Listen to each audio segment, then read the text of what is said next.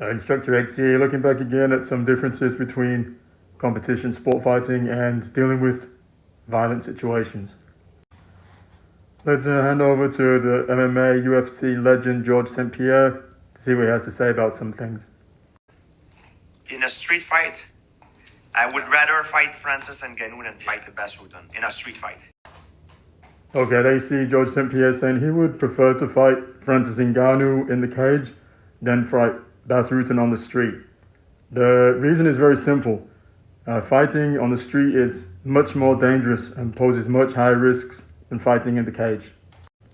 Now, just to be clear, I understand MMA fighters, professionals, are fantastic at self-defense, fantastic at fighting. But what needs to be understood is when you're fighting on the street, the risk is much, much higher than fighting in the cage. Here you can see a list of fatalities in the ring. Please feel free to go ahead and pause and read this information.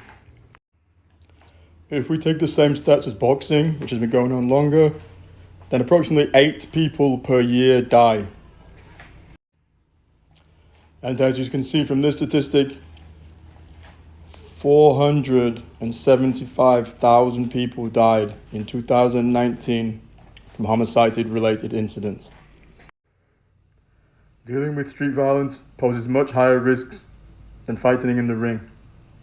So regardless of how good you are, the best action is always to avoid unless absolutely necessary.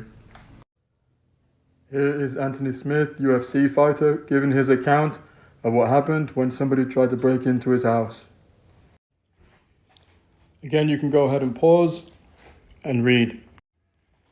But to summarize, he said it was a really tough experience and the guy was very difficult to deal with. I'm really glad he and his family got through that incident safe. However, it just goes to show, regardless of how tough you are, dealing with street violence is very tricky.